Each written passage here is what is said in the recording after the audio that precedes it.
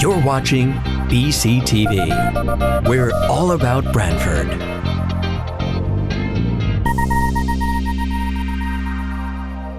This program is brought to you in part through the support of the town of Branford.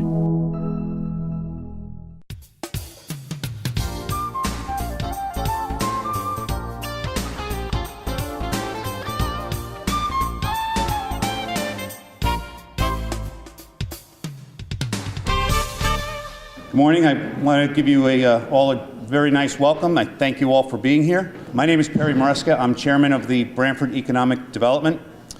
Kathy Lazon from Eversource was supposed to be your MC, but she has fallen a little ill, and I, as the understudy, am up here doing this. So I apologize if I don't know all my lines, and there will be no refunds. Stony Creek Brewery, Ed Crowley, Maine Rodriguez, the entire staff. Thank you again for offering this room. This is a perfect example, a textbook example of smart development. This building was built on a remediated and redeveloped brownfield site. The TOD, Transit-Oriented Development Project, within sight of the train station. It's a state-of-the-art manufacturing facility. Ed, from the onset, decided he was going to use local companies, contractors, and individuals, which made up for over 90% of everything that was put into this building was as local as he could get. Stony Creek Brewery has quickly become one of Connecticut's top destination points, with over 300,000 visitors each year. They're doing so well, sorry Ed if I'm talking out of school here, but they're already looking to expand their footprint. They've grown tremendously, and when they first opened the celebration room and tap room below to the public, it was 4 years ago this month, and they never looked back. I'd like to acknowledge the Branford Economic Development, the members that are here today. Rich Squiglia, if you just stand or give a hand. John Leonard, Peter Indek, and Bill O'Brien. Joe Gordon isn't here today. Kathy Lazon, I want to thank her and give her extreme gratitude, better be listening Kathy, for your role in securing Eversource personnel to help make today's event such a success. We have over 120 people in this room this morning. Special thanks to EDC member Al Canosa and Mosaic Marketing for our logo design and printing of our invitations.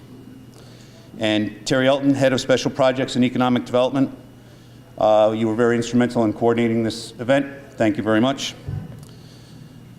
This morning's speakers, Jamie Cosgrove, First Selectman, Town of Branford, Mike Osseray, Vice President of Renewable Energy Development at Eversource, Alyssa Dijon, Vice President of Research for Connecticut Economic Resource, which is CERC.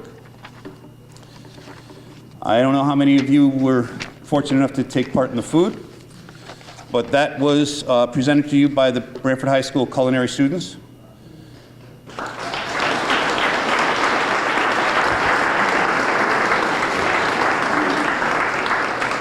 Headed up by Mindy Baker, faculty, Jason Johnson, Spencer Lansbach, Christian Torres, Chris Peterson, Cooper Jackinet, Kenny Lee, Skylie Ortiz, Matt Lemley, Ryan Zamina, Jack Brown, Lucy Lawless, Abby Spivey, Brian Carrera, and Brandon Diaz. Thank you all, and I'd like Jason Johnson to come up quickly and talk a little bit about what you've got.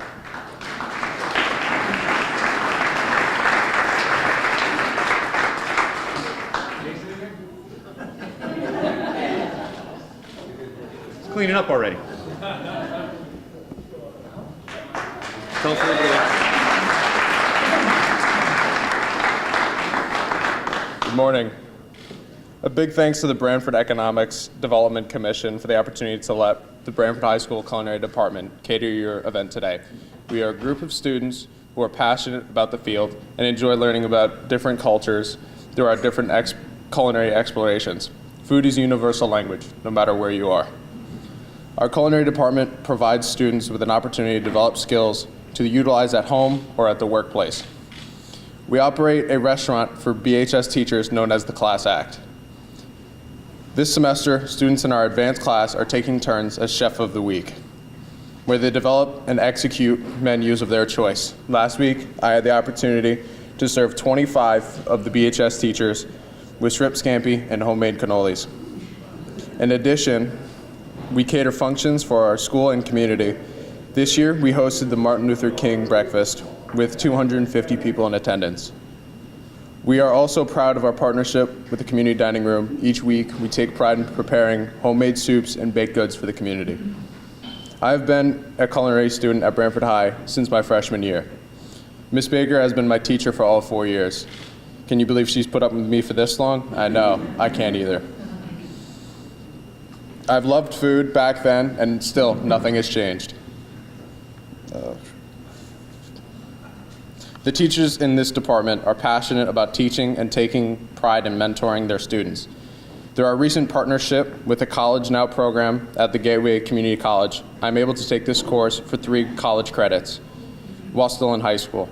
Next year, we will offer a second class in pastry arts where students can earn an additional 3 college credits.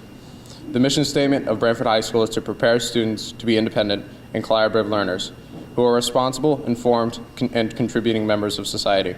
In partnership with the community, we strive to provide a learning environment that supports all students in embracing diversity, acting with integrity, and achieving their personal and academic goals.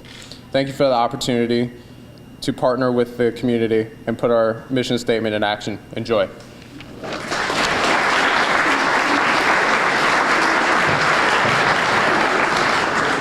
Thank you, Jason, and the entire crew. On behalf of the town and EDC, I do want to thank Eversource. Your support in this event would not have happened if we did not have your support. So I would like to invite Lizette Ardino, Manager of Community Relations and Economic Development at Eversource.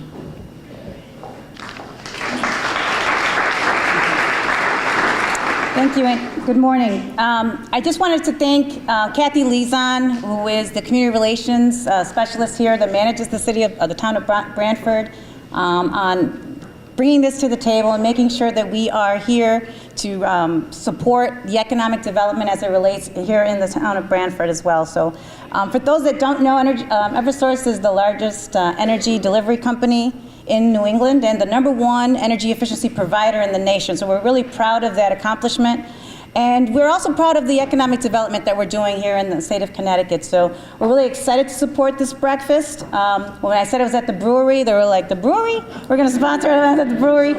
I know, so early in the morning, before hours, not after hours. But no, but this particular facility, I've been here many times for events, not to sample some of the brews.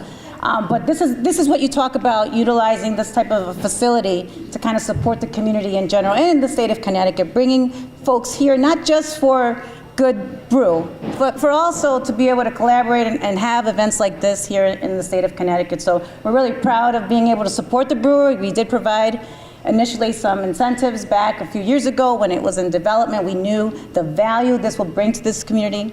So we're pretty excited to support this event and hope to continue to support more. So I appreciate the opportunity to speak. One other thing I want to mention is that we do have an economic development web page on our Eversource. We launched that this year, so we do believe in trying to help and support small businesses and help them be more energy efficient or help them in as they grow or they relocate in certain areas in the region. So please visit eversource.com, look for the economic development page, and hopefully we can be able to assist you in any needs that you may have in your business as well. Thank you so much. I'm looking forward to the program. Thank you, Lizette. One item of note, we will take question and answers at the end of all of the speaking, so we can hopefully move this along. The year was 1644. Economic development in Branford was just starting to take a foothold as the area between New Haven and Guilford, previously known as Setauket, was officially named Branford. Fishing, farming, and hunting were the predominant occupations at the time. Although it is rumored that early entrepreneurs were offering canoe boat rides and tours around Thimble Islands long before Captain Kidd buried his treasure out there.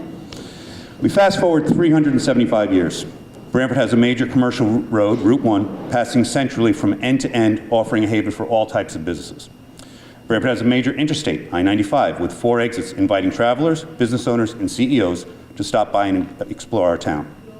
Branford has Amtrak and commuter rail service steps from our town center, with multiple arrivals and departures throughout the day. Branford has large, naturally protected, deep water, navigable river, inviting all the many marinas and many marinas and restaurants around town. Branford not only has electric service throughout a great company like Eversource, it also has city water, sewers in virtually every corner of the town. Natural gas is common throughout as well. Branford has police and fire departments second to none, and an education system others envy. Branford has a fiscally responsible government headed by First Selectman Jamie Cosgrove that allows it to continually enjoy a AAA bond rating year after year without sacrificing services to its townspeople. We have a great location, a great workforce, and low taxes. To talk about that, our first speaker is Jamie Cosgrove on the state of the town. Jamie. I want to welcome everyone here today and certainly echo Perry's statements and thank Eversource for sponsoring this event, and sorry that Kathy Liaison isn't able to be here today. Certainly as our municipal contact or municipal liaison, as well as a Branford resident and member of our Economic Development Commission, she certainly contributes a lot to our town. I also want to just thank Stony Creek Brewery for hosting this event. It seems like every time we come here for an event, it's well attended. It's definitely a destination and a place that everybody likes to come to. So thank you to the Crowley family. As Perry mentioned, Branford is a great town, very strong town, has top-notch services, very strong financial position, and you know that is something that has spanned really multiple administrations. And it really, the continuity is really dependent upon the department heads and the employees of the town of Branford. I'd just like to acknowledge the department heads that are here. If you just please stand, and we have a number of them, and just throughout the room.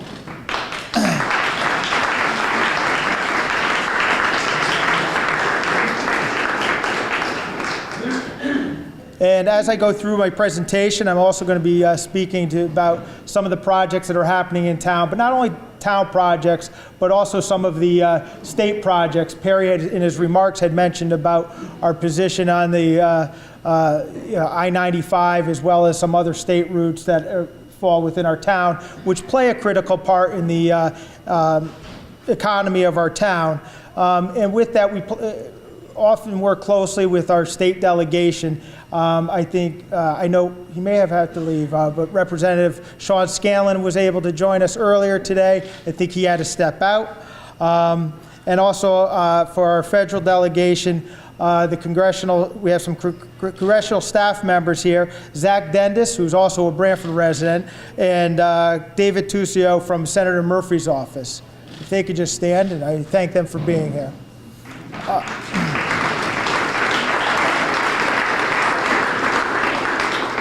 I believe Mike Jordan from Senator Blumenthal's and Samantha Palumbo from Rosa DeLore's office were going to come, but I don't know if they were able to. Oh, here, thank you. And certainly want to acknowledge all our regional partners. It's not just about ensuring that Branford has a vibrant community, a strong economy, but we realize that it has to be a regional effort. So I'd just like to mention and thank Connecticut DECD, Rex Development, Workforce Alliance, CERC, BioCT and ABCT, Community Investment Corp, New Haven Manufacturers Association, Regional Water Authority, Southern Connecticut University, Gateway Community College, Greater New Haven Chamber of Commerce, and of course the Shoreline Chamber of Commerce. Thank you, and thank you for being partners in the town.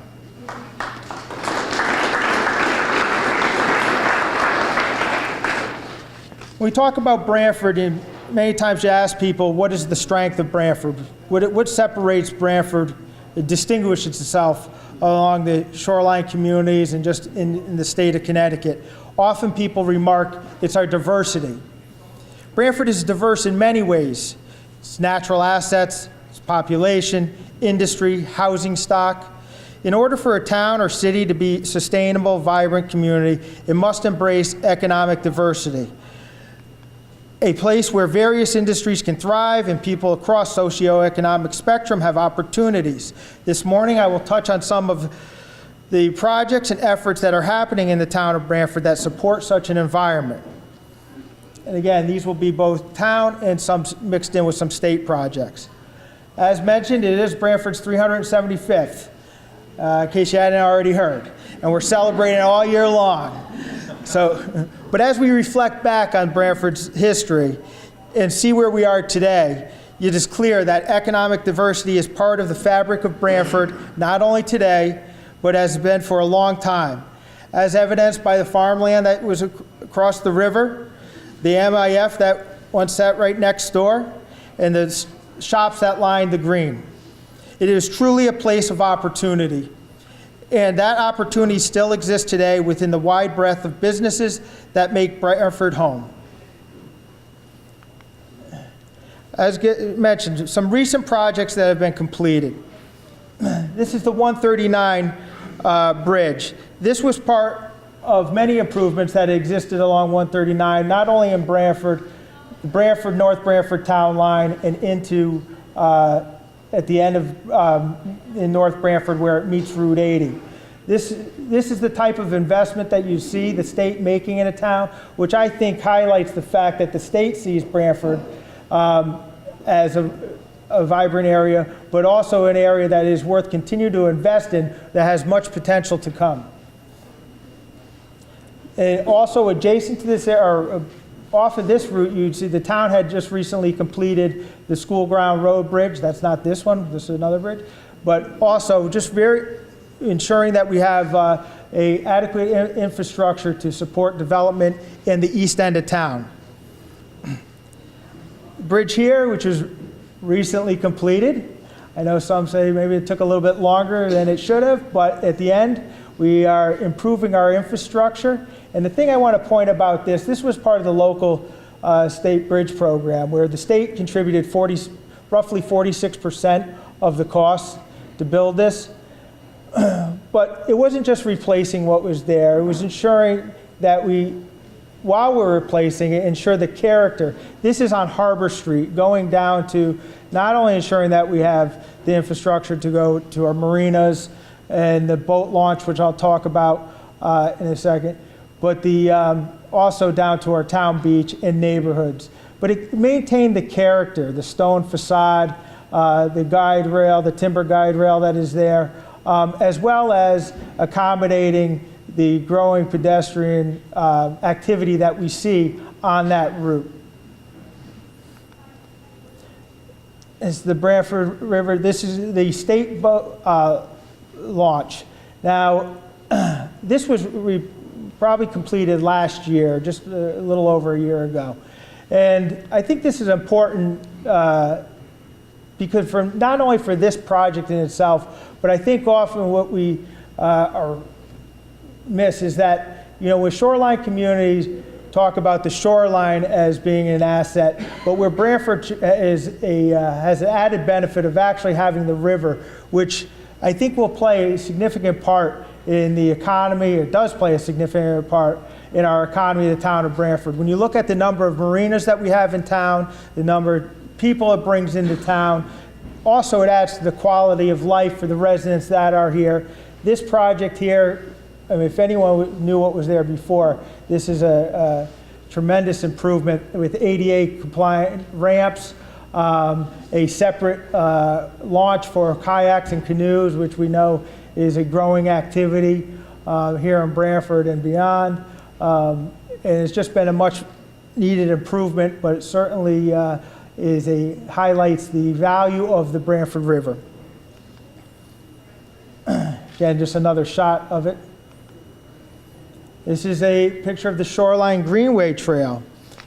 Shoreline Greenway Trail is a vision of a trail that connects Lighthouse Point all the way to Hammonasset. There are sections of it completed throughout town and in other towns.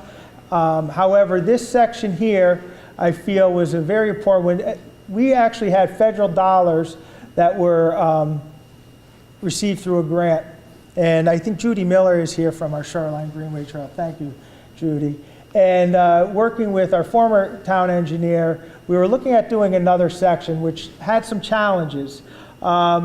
We then made the decision that, this is on the Tabor property, and we felt it was important. We need to get a section of trail done, a significant section of trail done that really people can use and see and really understand the concept and the vision of this trail. It's a 10-foot wide trail, which allows for bike, walking, as well as ADA accessibility. Again, trail systems have, there's been proven data that trails add to the quality of life, but also there's economic benefit to having a trail system in your town because of the added pedestrian and bicycle access.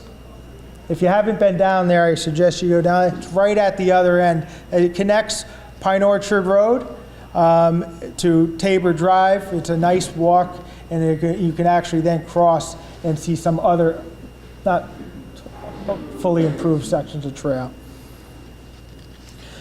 I'll just talk about some ongoing projects that are happening. This one here is a picture of the community house, which will be the future home of the Canoe Brook Center and the Branford Recreation Department. This project is expanding this building to about 33,000 square feet, fully accessible, ADA compliance. Really, this will not only serve our seniors, but the entire community. And the vision of this is really to be the hub of the activity in town. The hub with the spokes out to our other assets that we have in town. This is slated to be turned over to the town of Branford probably by the end of May. And then at that point, Canoe Brook Center will transition into the new facility. And I believe at the end of the summer, the Recreation Department, when they get through their programs, will then make their transition into the building. Again, I think this will be a tremendous asset. It's hard to see in this picture, but once you go in the building, you can see how it will really be a center, and again, improving the quality of life for all. The Walsh Intermediate School. This is a middle school that serves 4 grades, 5 through 8. It's been discussed for many years. It was a concept with the open room concept building, which basically had no walls, open classrooms. And I think over time, the deficiencies revealed themselves, and there was a push to get this project through. We went through a process that really got the support of the community, but also, more importantly, was financially feasible. And with that, we have members of our Board of Finance here, and certainly our Finance Director, Jim Finch, who's in the back, who certainly, played an integral part in getting this project and all projects through in Branford, to show that we can still do these projects, we can invest in our community, while still being a vibrant community and do it responsibly. This is another view of the picture. This is actually the first phase of the project. This will house all 4 grades, 5th and 6th on one level, 7th and 8th on another level, with a media center on there and a full cafeteria. We're going to renovate the bulk of the other building, which had the former cafetorium, into a sloped auditorium. And we'll keep the pool and the gym and renovate those as well. Blackstone Library, an iconic building not only in Branford, but certainly I think in the state of Connecticut. This is a building that very few towns are fortunate enough to have this type of building. They're undergoing an addition and renovation to ensure that this remains a cultural center for the town and the area for generations to come. If you go by, they just poured the slab. The structure will start going up next month or so. And again, expected to be completed by the end of this year.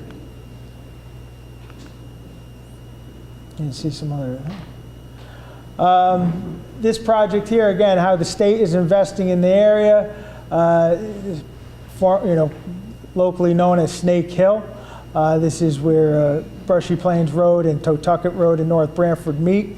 If any of you have driven it, especially on a snowy, icy night, you know it was quite a challenge.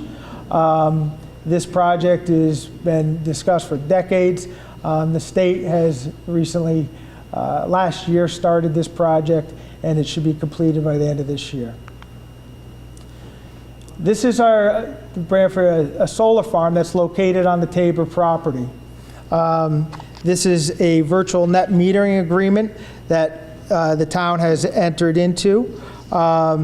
This is an array which in the first year itself we'll see should realize about $83,000 in cost savings.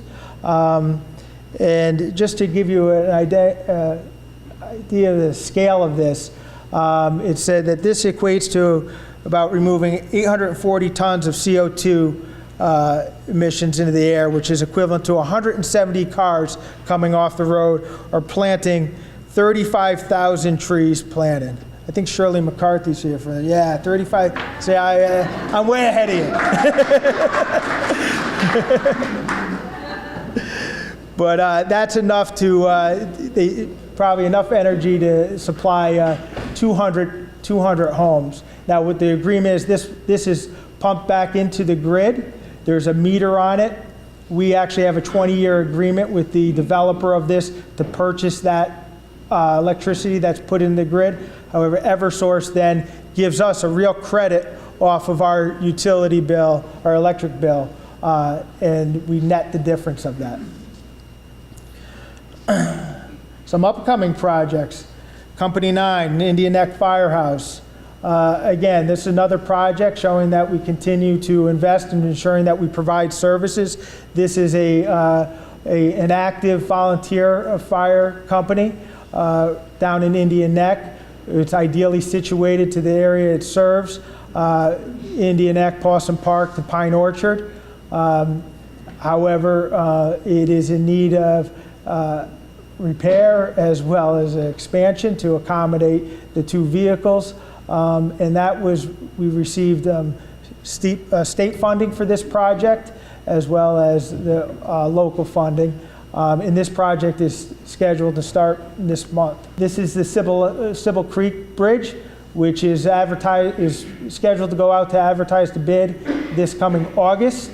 Once again, another bridge that's in repair. This is a state bridge. However, the added benefit to this, we're going to have some additional pedestrian improvements on both sides of the bridge. It's important to note this is situated right next to Lenny's, which is a landmark in town. But I think what we've seen in the recent activity, especially the last couple of years down there, this location has really become a destination once again. With the activity that comes down there. And so this is an important project from that aspect to ensure that not only do we have safe vehicle pedestrian access, but also a part of this project is the replacement of the tide gates, which will then ensure to protect some low-lying areas that lie inland of that area. Limewood Avenue, another project that the state is undertaking. If you go down there now Limewood Avenue is part of 146, which is designated as a scenic highway. If you go down there, it's beautiful views, but it's lined with Jersey barriers. There's no sidewalk. So the state is now undertaking a project that will not only protect the road from undermining, will build a new seawall, but they'll ensure that the seawall is decorative in nature. They will have a 5-foot sidewalk along the length of to accommodate the growing pedestrian population that we have in town. This is Tyler's Green. Now, people may ask, where's Tyler's Green? It's actually just west of the Blackstone Library. I'll be honest, I don't know if it's officially named that, but that's what we're calling it. But we feel that this is a jewel in the rough. This is a small linear park that we have right here in Branford. One of the things that we're really working hard to do is really connect the west end of Main Street, the business district that exists there, with the center, the area around the green. Part of our 375th, we're going to undertake a beautification project on this area, this green area. We're going to replace the sidewalk, the curbing.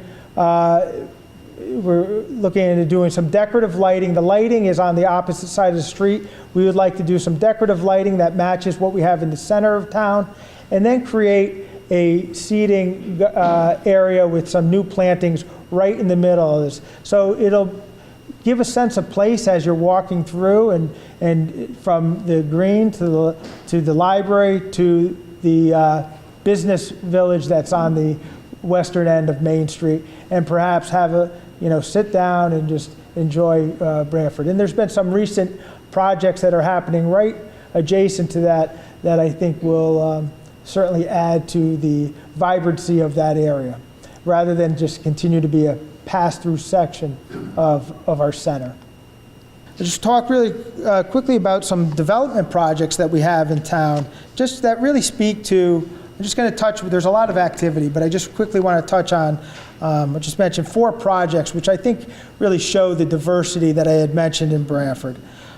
We have right across the street here on Indian Neck Avenue, the Tidal Basin Boutique Hotel, which hopefully will be moving forward very shortly, as well as the Hampton Hilton Hotel on East Main Street. Now you say, ask, well, how is that diverse? You're talking about 2 hotels, but I think when you think about the 2 hotels and the market they're serving, it shows that we have a wide need here in Branford. The Hampton Hotel, we've often heard that we have a need for our the business community, those who are traveling through or visiting Branford, area to stay, or just people coming and stopping in to visit family. On the river here is more of the tourism, local tourism of Branford, boutique hotel where people can stay, enjoy the river and the many assets that we have throughout Branford. Another project, Bosch and Strobel, which will be building a state-of-the-art facility on 139 in the future. They have approvals already. They own the property. Bosch and Strobel is a German-owned company. Actually, we have here Helen Strobel and Jill Hawkins from Bosch and Strobel, and they.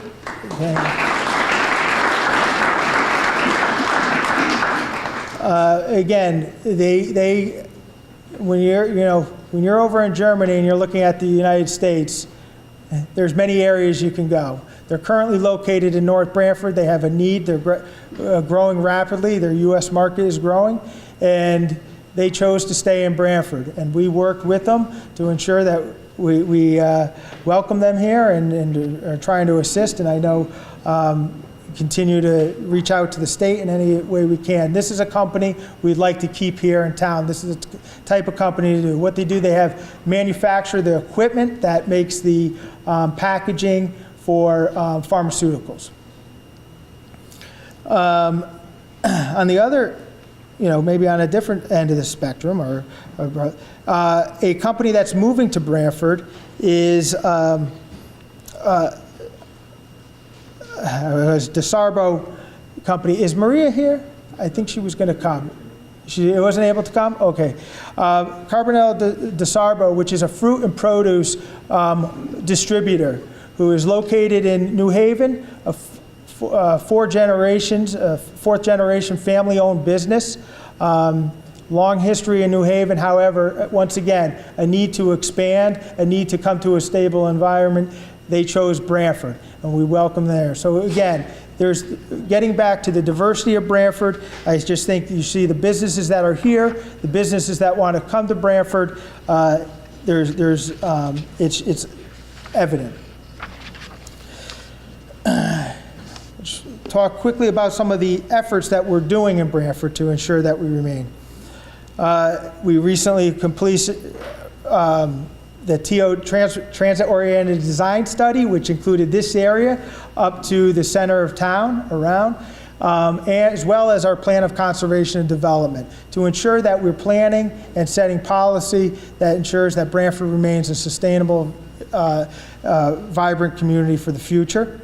Also, we're midway through our budget hearings, our budget process. We just completed the Board of Finance. As it stands now, we're looking at a 1.85% tax increase. I think what is important to notice is what is included with that. We fully fund our long-term liabilities, we maintain the high level of service, we invest in our infrastructure, and we maintain one of the lowest mill rates in our region. This provides stability and predictability for our residents as well as our businesses. And this is where it's important. This is the strategy that has been led by our Finance Department, our Board of Finance, our RTM, and administrations to ensure that we provide stability to the businesses and the residents. Part of that, I just want to note real quickly, and then is a new fund, the Coastal Resiliency Fund, which was first funded with a $1 million transfer in from our unassigned fund balance, as well as there's a request in our current budget to continue funding that. The Coastal Resiliency Fund is just another example how Branford is in the forefront of addressing future liabilities. If you look at where we are with our pensions, our OPEBs, we are not facing the same scenarios unfortunately exist with our state and some other municipalities. Once again, providing that stability and predictability in the future. This fund is to, and we just recently got out of committee, and I thank you to our delegation that has been supporting this up in Hartford, and Jim Finch and I went up there to testify in support of having legislation passed to allow us to treat this fund and the coastal resilience and climate change as a long-term liability, therefore allowing us to invest the funds in the equities that would match those liabilities. This then, by pre-funding some of these things, allowing us to invest it, it will be eventually yield the savings to the taxpayer as we address future projects. With that, I thank you all for attending and look forward to the other speakers and hearing any questions you may have.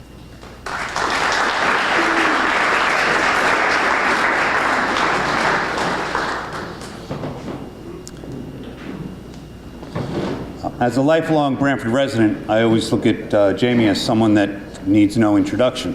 But for those of you in the room that do not know Jamie, I'll give you a quick post-introduction. First Selectman James B. Cosgrove graduated from Branford High and went on to receive a bachelor's degree in finance from the University of New Haven in 1996. After graduating from college, he began work at family's business, Cosgrove Construction, and he was a project manager there for 20 years. His capacity as project manager was responsible for preparing estimates, budgets, negotiating, contracting, and managing schedules. Jamie was elected as first selectman in November 2013 after serving on the Board of Selectmen from 2011 to 2013. In addition, he had previously served on the Branford RTM, the town's legislative body, from 2009 to 2011. Thank you, Jamie. So our next speaker, Michael Osseray. Michael Osseray is responsible for the development of new business opportunities and execution of key strategic initiatives for Eversource and its subsidiaries. With approximately 8,300 employees, Eversource operates New England's largest utility system, serving approximately 4 million electric, natural gas, and water customers in Connecticut, Massachusetts, and New Hampshire. Michael's responsibilities include developing and implementing Eversource's renewable energy initiatives.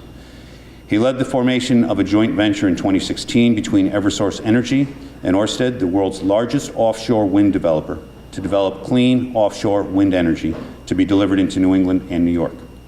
This partnership is now the largest offshore wind developer in America. He is also responsible for the development and construction of utility solar generation in Massachusetts that will generate clean energy for 10,000 homes. Michael joined Eversource in 2009 from Energy Future Holdings in Dallas, Texas, where he was Vice President of Planning and Analysis for EFA's electric generation and wholesale marketing and trading businesses. Formerly known as TXU Corp., EFH is the largest power generator in Texas, and we got Michael. Thank you. Michael will be here to speak about today's renewable energy source. Thank you.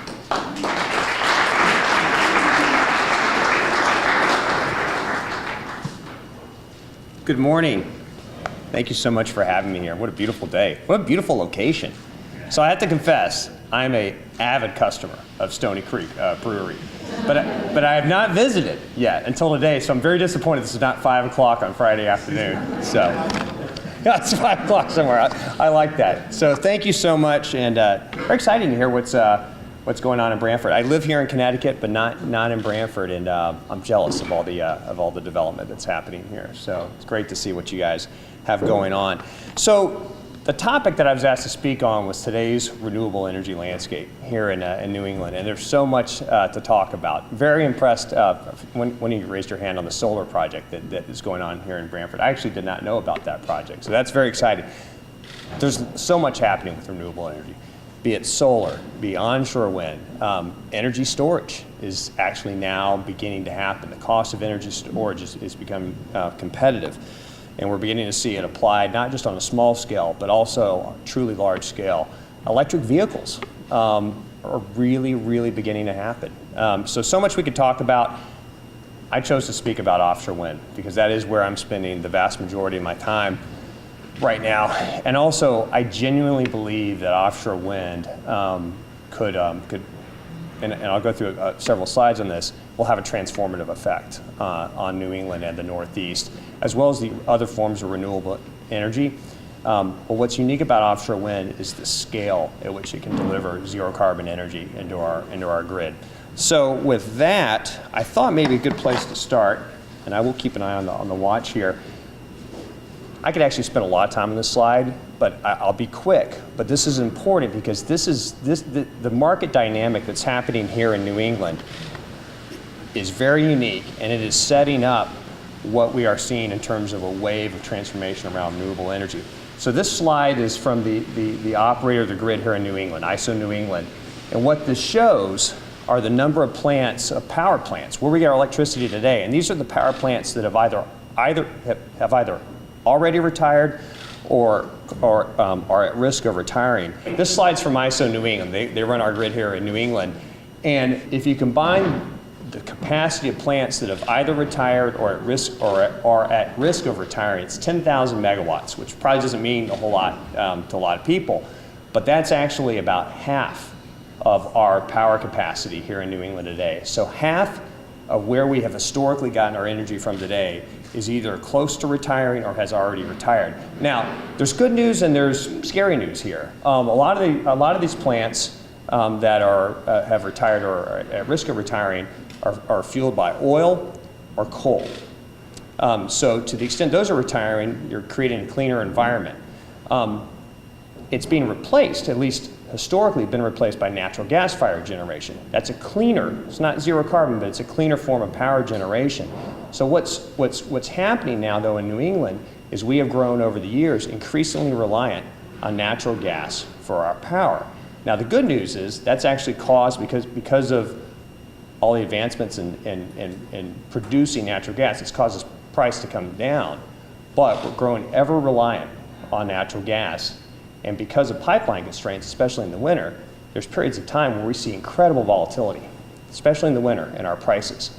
And furthermore, we're getting closer and closer to, at peak times, actually being at risk for not having a reliable power supply. ISO New England is very concerned about this. So I would say this is one of the two major drivers for what we're seeing in New England today with our move towards renewable energy. The second driver, though, are very, I would say, ambitious and nation-leading goals for greenhouse gas reduction initiatives. These are all the states in New England. They all have targets for where they want to be in terms of carbon reductions by 2050. 2050 seems to be the kind of the bogey date. And for Connecticut, our goal for Connecticut is to be 80% reduced from where we were in the 90s for greenhouse gas emissions. And this is not just from power generation, but from vehicles, from all forms of greenhouse gas emissions. So those two dynamics, how we're seeing the evolution from where we get our power combined with these nation-leading renewable energy goals, is now setting up this dynamic for what we're seeing in terms of the rapid advancement towards clean energy. So I'm now going to move to offshore wind. And I'm not going to spend a ton of time on this because I will go more into this in the following slides. But in a nutshell, the reason why Eversource is very excited, as well as other developers, and the potential for offshore wind is it's not meant to be the sole source for clean energy, but what's exciting about it is the scale at which offshore wind can be built. It can be built relatively out of sight, but yet relatively close to where the majority of power is consumed in the Northeast. And it can do it because it can be built at scale, can be built at a relatively low cost, especially when you compare it to other forms of clean energy. So Jamie touched on this, but I do want to explain this partnership that Eversource has entered into. In 2016, we entered into a partnership, 50-50 partnership, with a Danish company whose name is Ørsted. It's named after a Danish inventor. And Ørsted is the market leader, hands down, in the world for offshore wind development. Europe started to, in fact, you know what? Well, I'll come to the slide in a minute, but Europe has truly led the world on both onshore wind, but offshore wind. And Ørsted has really led that charge. Again, leader in the world. We partnered with them because Eversource saw the potential for offshore wind to serve New England and the Northeast. And together, through our partnership, we are now the largest offshore wind developer in America. We recently acquired another offshore wind developer you may have heard of, Deepwater Wind. And now combined with them, we are the largest developer here in America. And the last bullet on the far right is that together, Eversource and Ørsted, we own 3 offshore wind leases. I'll show you a map in a minute. That together, if they were fully built out, can house close to 4,000 megawatts of offshore wind. So to give you a sense of scale, on that previous slide, I mentioned that 10,000 megawatts may be retiring of traditional forms of energy. So what this graphic shows is how quickly offshore wind has grown. And this is meant to be a global slide, but really this is Northern Europe. So Denmark, Germany, the United Kingdom, the Netherlands, they've really led on the advancement of offshore wind. And offshore wind now in Europe is the fastest growing source of zero carbon energy. And the only thing I wanted to just show you is just how rapidly that curve wraps up. That's the amount of offshore wind that's currently producing offshore wind in Europe today. And you can see in a relatively short period of time how much it's grown. I'm just going to walk over here in a minute. If you guys have ever heard of Cape Wind, which was a project that is not being developed anymore, but it was going to be developed right off of Cape Cod. Cape Wind was announced right around there. You can see in that relatively short period of time how rapidly offshore wind has developed in Europe. And what's been driving that rapid advancement of offshore wind in Europe has been technology improvements. And a number of things. But a couple of things I'll highlight here is the material and the engineering around these offshore wind turbines has dramatically improved. It's lighter material, it's more resilient material. And as a result, these wind turbines are being built much larger than they originally were. And the reason that matters is those poles that come down, those foundations, the fewer number of those poles that you actually have to plant in the seafloor, the more economies of scale you get, and the cost will come down.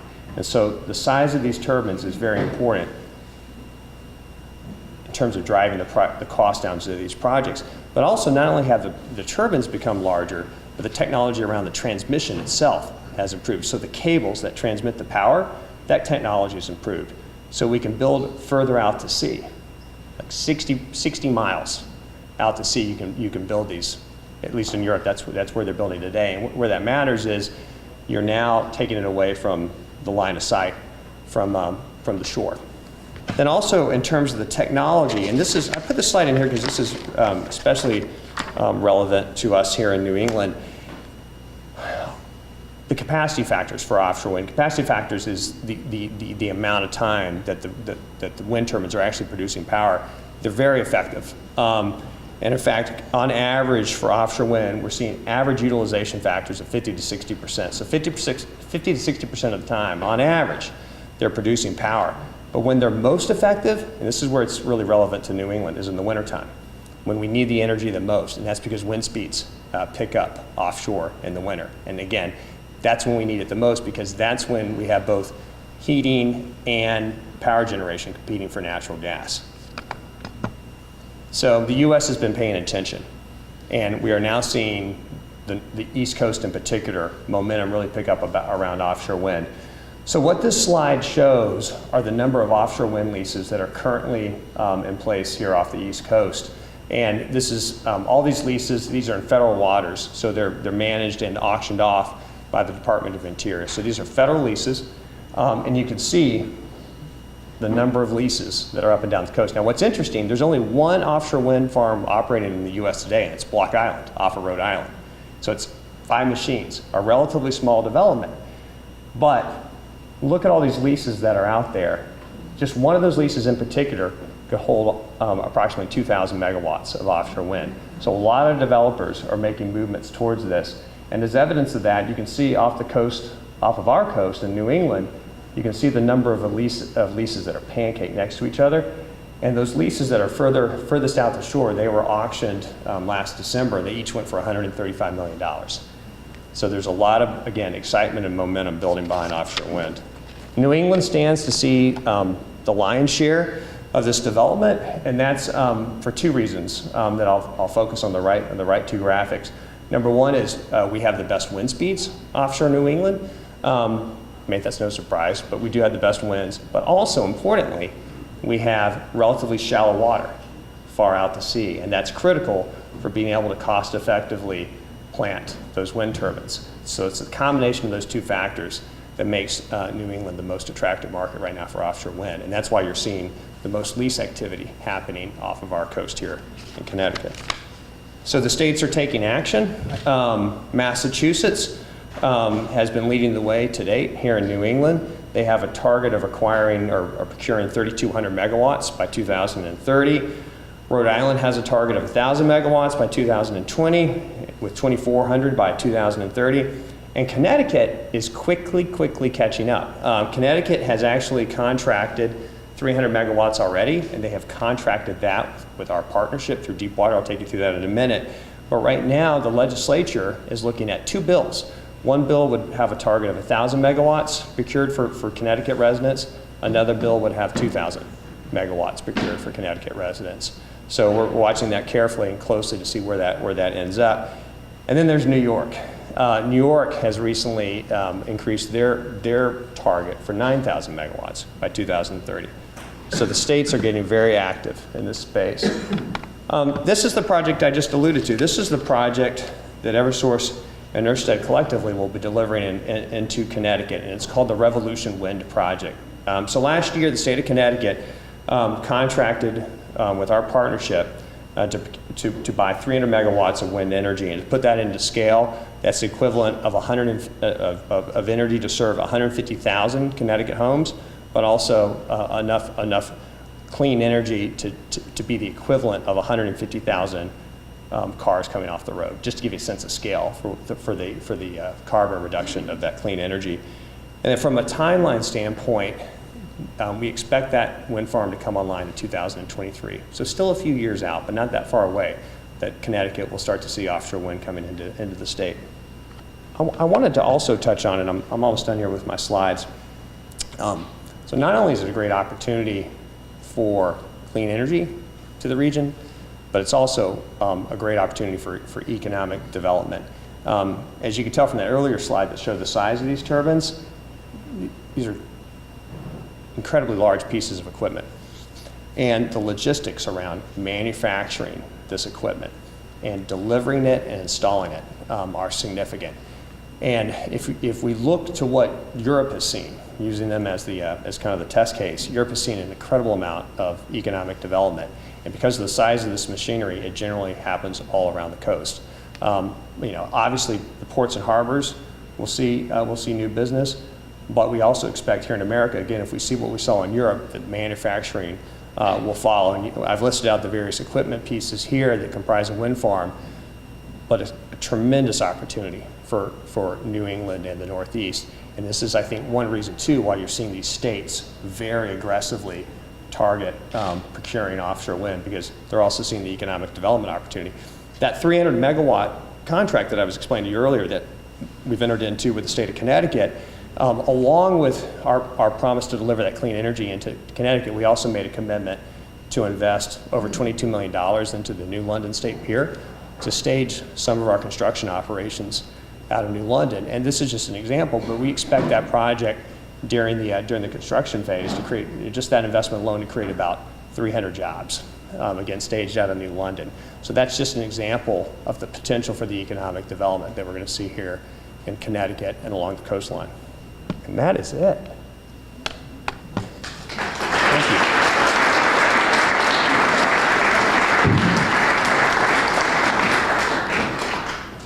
Thank you, Michael. And to your point about retiring some equipment in some areas, the substation right over here has been, I guess, decommissioned, and they're combining everything over to East Main Street as technology grows.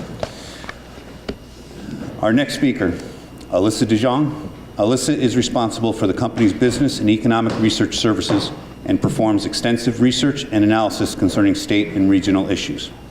Her work includes industry profiles, regional and fiscal impact analysis, survey research, benchmarking, and evaluation. She currently serves as an advisor to the New England Public Policy Center at the Federal Reserve Bank of Boston. Alyssa has been a guest on radio programs and various TV networks around the state and has been quoted in newspapers locally and nationally, including the Wall Street Journal and U.S. World and News Report. Alyssa is a Connecticut native who earned her master's degree in international and development economics from Yale University and her bachelor's degree in economics from Boston College. Served on the Connecticut team for the National Governors Association, Making the Future of Advanced Manufacturing project. She was selected as a Hartford Business Journal as a 40 under 40 in, well, I won't tell the date, and was named one of 40 women under 40 to watch by the Connecticut Women's Education and Legal Fund.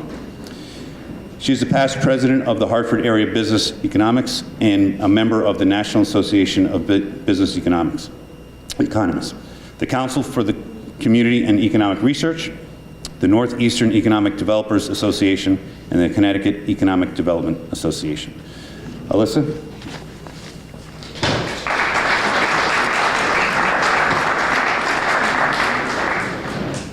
Good morning, everyone. Thank you, Perry, for introducing me, and thank you for having me here this morning. I am going to just spend a few minutes providing you with an economic outlook, so feel free, if you need to get some coffee or some reinforcements, some extra food, please feel free, because sometimes it helps the economic information go a little bit easier if you're well fed and your blood sugar is up, so I totally understand that. So I am from the Connecticut Economic Resource Center, which is a private nonprofit organization in Rocky Hill, and we're committed to providing economic development services to towns and regions and other agencies. And we're funded by utility and telecommunication companies, and so we're so thankful that Eversource is one of our major funding partners. And we also provide other research and marketing services. Recently, Governor Lamont has introduced more of a strategic partnership between CERC and the state's agency around economic and community development. And so we're really happy to be a part of that. And included in that is a lot of business recruitment efforts. So what I want to do first is talk a little bit about kind of what's happening globally in terms of economic growth. And you'll see here we've got on the left-hand side of the screen overall world economic output is expected this year to be about 3.7%, which is about what we were seeing last year. So things are things are relatively the same in terms of what we're seeing, what we're estimating seeing in terms of global growth this year as we saw last year. A few things to note is that Germany is a little bit softer than what we were seeing in a couple of years past, as well as the United States. So we're starting to see a little bit of softening there. And then China is the bar all the way on the right-hand side there. You'll see those larger bars, because China has had very accelerated growth over the past several years. And that's starting to soften just because kind of overall economic factors. There are some countries in a little bit more of transition. We're seeing that in Turkey and Brazil, but overall, general relative stability relative to last year. A few wild cards is Brexit. Do we have a deal? Do we don't have a deal? We don't know right now. And so that's really going to affect what's happening in Europe overall. And we care about this in Connecticut because our three major trading partners who we send our exports to are France, Canada, and Germany. And so what's happening in Europe, what's happening to our neighbor at the north really does affect how the state's economy fares over time. In terms of the US, I said that economic growth is still strong, but it's starting to soften a little bit because we do have some uncertain trade environments. We still have, tariff negotiations going on with China, and so we're starting to see just kind of a little bit of an expected GDP change to be a little bit lower than what we saw before. I'm not going to talk about 2020, so that's a whole different ball game. We can talk about that maybe at 5 o'clock after we've had a few drinks. We might want to talk about what we're seeing maybe later on in 2020. Some indicators are making it seem that we're not going to have as strong of an economy next year as we do this year. But in terms of employment growth nationally continues to be relatively strong. Connecticut, as you know, kind of lags behind this, but we are starting to see a little bit of an uptick as well. In terms of median household income, it's nice to see this trend line finally in the positive direction. After the end of the last recession, back in 2010, 2011, 2012, we were seeing either flat or negative income growth, and then it was relatively flat. You can see that there in 2012 and 2013, and then it finally kind of started picking up for the nation as a whole. I'll compare that to Connecticut in just a minute. In terms of the stock market, as you know, portfolios are looking pretty decent. There was a little bit of a hiccup in December, but that typically happens from time to time. There's some corrections, but still signs are still positive for now. This is what we call a leading indicator. So when we start seeing things in the stock market start to dip, that's one of the indicators that analysts start talking about when they're starting to talk about downturns and things like that. So now I wanted to show you Branford establishments. So this chart here shows establishments by industry, just number of establishments, and you can see here that Branford has a lot of retail trade, and then also professional, scientific, and technical services, and healthcare and construction. And I wanted to show you this slide because now what I want to do is talk a little bit about some industries in transition and think about kind of what's happening. Excuse me, I keep hitting this Branford local TV microphone. But I want to talk about what's happening kind of at the national and global levels, because there are a lot of industries that are changing, and so that has implications for businesses in Connecticut as well as in Branford. Okay, and one of the ones that you probably will notice, you'll notice the most is what's happening with the retail industry. And this is really happening because of the online shopping effect, the Amazon effect. Why do I want to go to a store and buy things that I have to buy every week when I can just have them? I can just order it online and have it delivered right to my doorstep. It's much more convenient. And so what retailers are doing to try to adapt to this is create more experiences. And let's think about where we are right now. you can't replicate this on Amazon, right? I can't order this kind of experience coming here and enjoying a meal and enjoying the scenery and a couple of drinks. I can't order that online. And so retailers that are really competitive are figuring out how to do that and how to bring people in. And to have those experiences. I mean, you're even seeing it with kind of the larger chain stores. I just got invited to like my first wine and cheese party at Talbot's. I was like, that's kind of neat. Just so, I mean, a lot of stores are trying to figure out kind of how to pull that off. Online stores are also kind of responding to that and trying to figure out how to offer free shipping, free returns. They're trying to be as helpful as possible so that you'll spend your money online. And now retailers are trying to figure out how to reduce their inventories so that they can be competitive with online stores as well. So it has a lot of implications. I think Branford is in a relatively strong position because you have so many of those experiential retail stores already, so you're already way ahead of the game. In terms of construction, we saw that Branford also had a lot of construction companies. And so we're seeing in the construction field the use of technology, a lot more technology, but it's not necessarily replacing workers. So now you need construction workers who understand how to use the technology in their field so that they can construct more things. This design build, the popularity of that, of course, is growing so much. You don't necessarily see people, putting up buildings and then hoping someone will come. It's people want to be kind of part of the process and create their own projects.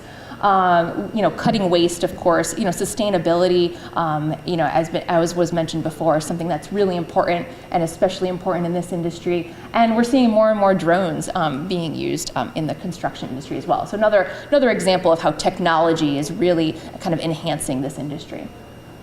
In terms of healthcare, so another industry that's important to Branford, as well as so many towns in this region.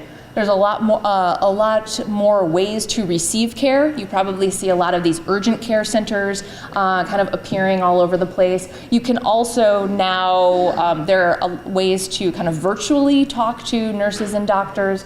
And so there's a lot of things going on there with the healthcare industry. And since this is such a big industry in the greater New Haven region, of course, this affects Branford.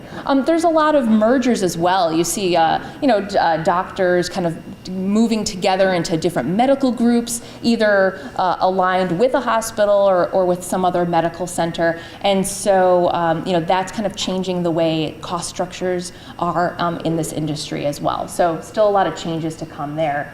Related to healthcare, of course, and another industry that does affect this region is pharmaceuticals.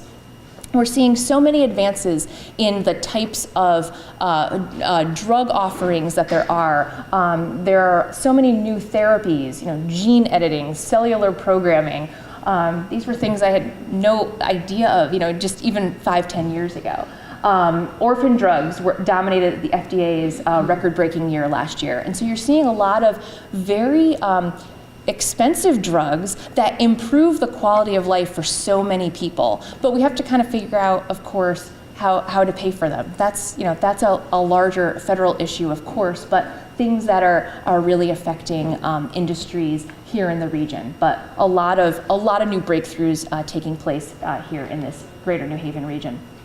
And we talked, of course, this morning about energy, and we heard so much really interesting developments going on in Branford in terms of solar power, and we're hearing also about the, and then Michael was talking about the potential of offshore wind here in Connecticut. And there's a lot going on in energy, and I think Connecticut has a real potential to see this as a growing industry. And you'll probably notice that small businesses and residences have so much more energy choice than they used to relative to several years ago. And people can choose either a lower cost option, energy choice option, or perhaps they want to make a statement, a sustainability statement, and choose a renewable energy option. Large commercial entities are also thinking about sustainability and resiliency and grid independence, and so the importance of microgrids is also becoming really something that more and more people are talking about and thinking about, and even starting to construct. Installers, you're seeing more of them out in the market, helping to put more solar panels, either a big array out onto a parcel, or you're seeing solar panels on more and more houses. And then also there are folks who are starting to install those microgrids. And then distributors kind of need to smooth out the renewables at these as we create more renewable energy, and so as there's higher penetration levels, we need to figure out how to smooth that out on the grid. Because we love solar energy, but we produce it during the day. So what do you do in the evening when we need that energy as well? So how do you kind of keep the grid as resilient as possible?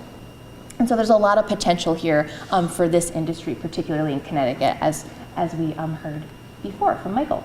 So I mentioned before, we talked a little bit about median household income for the US.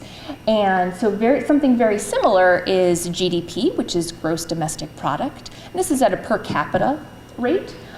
There's two different bars here. You've got kind of the darker color red shows US real GDP per capita. And that top bar shows you what was happening in 2010, and then we're looking at every year since then through 2017. So you can see that dark red bar for the US is growing. That's great. The Connecticut bar, that kind of pinkish color, is larger than the US as a whole, but it's been stable, slightly decreasing over time. So this, to me, just shows that Connecticut still stands out. We're very productive. We're more productive than the nation as a whole. We have a very well-educated workforce. But this is an indication that our recovery after the last recession just keeps continuing to be kind of sluggish. And so it's just another indicator where we're just a little bit short of overall national economic trends. Our resident population, we did see just a slight little uptick there between 2016 and 2017. But after the recession, usually you hear that Connecticut kind of lags behind recessions, and you can see that here at our population data.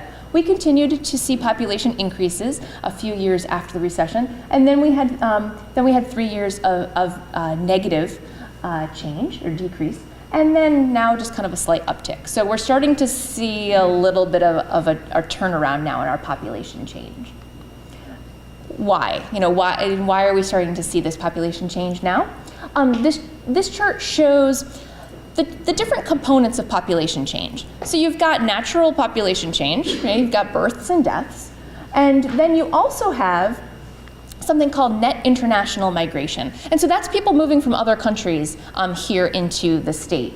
And then you have something called net domestic migration, which means that you're leaving Connecticut to go to some other state. So I've got two different time periods that I'm showing here on the chart. The orange bar is showing what was happening before the recession, 2004 and 2007. And then that blue part of the chart shows what was happening after the recession, so between 2013 and 2017. So you can see here that the birth rate has declined somewhat. Our death rate's about stable.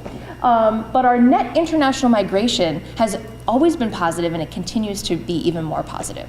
So this is something that Connecticut can really focus on. And we really want to encourage that diversity and the international migration. You're bringing entrepreneurs, you're bringing other skills, you're bringing other cultures, and it's really just helping Connecticut's economy overall. And that negative bar that keeps getting negative, poor Connecticut. So people do leave Connecticut for other states. Primarily they move to New York and Massachusetts, and then they go to Florida. Yes, they do go to Florida, but it's not the first state, right? So people are moving. I mean, remember, Connecticut is kind of a small state, so it's relatively easy to get from here to another state. Within 100 miles, you can be in 3 other states pretty easily. So people are moving to New York and Massachusetts for other job opportunities, and so that makes a lot of sense. If you look at the data by age, you see that working age population, people are going to nearby states because there are more job opportunities, and then you are seeing some of the baby boomer ages primarily going to Florida. Although for some reason we get them back when they're in their 80s. If you see the data by age, we get them back later on in life. Yeah. And then I'm just gonna, my last here chart is Connecticut. I brought Connecticut housing permits, which I think is really fascinating because the orange share of that bar shows the single family housing units that have been produced. And then that blue share of the bar shows multifamily units. So those are apartments and condos. And so you can see how we've been creating a lot more apartments, rental units. We've been changing the housing mix in Connecticut somewhat, which is really good for baby boomers who want to just downsize or not have to take care of the yard. I know I'm hearing that from my in-laws a lot. They're done with their yards. They don't want to maintain it anymore. And so renting is a really nice option for that. And then there are also, in terms of the millennials, you hear that millennials, want to rent and things like that.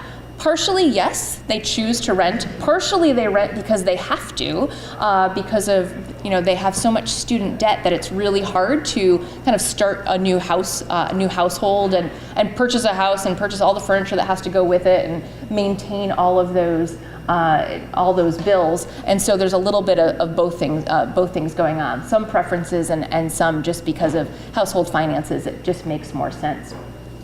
I'm going to finish here by looking at employment by industry. We had looked at Branford businesses a little while ago, but I just wanted to show you kind of where Branford relative to Connecticut. Connecticut is a really pale yellow bar, so it might, with the sunshine, it might be hard to see, but you can see here in terms of employment by industry, Branford really stands out in that I think it's more healthcare, but there's educational services and healthcare services are all kind of lumped together in the same industry. And then you see the retail trade and so that's, and then also professional, scientific, and management employment. So those are just the largest industries you have here relative to employment.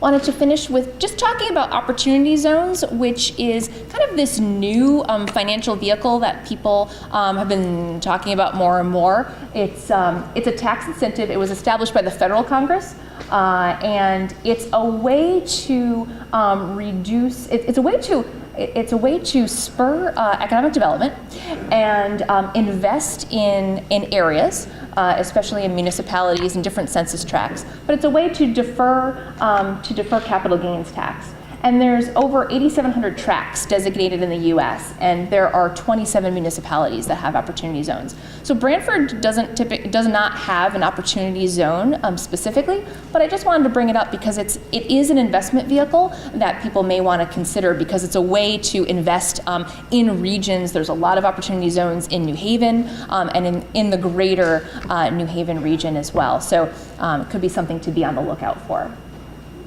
So just in conclusion, the overall kind of economic outlook for the world is generally positive. We're starting to see a little bit of softening in the economic growth for the nation as a whole. And then Connecticut still kind of seems to be a little bit slower. We're starting to gain some momentum and some signs of economic growth. There's some strategies, I think, at the state level that may help to promote that, but we'll see what happens. And hopefully I'm wrong about what's going to happen in 2020, but we'll talk about that some other day. And there's a lot of ways for businesses to be competitive, and so to keep in mind kind of what's happening at those larger national level trends and what that means for Branford businesses. But there's a lot of ways that Branford can stay competitive and already is ahead of the game in that regard. I thank you very much.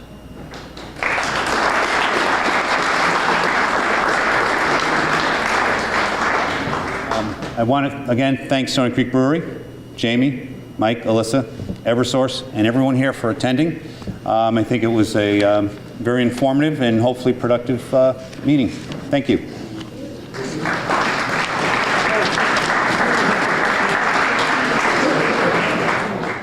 This program was brought to you in part through the support of the Town of Branford.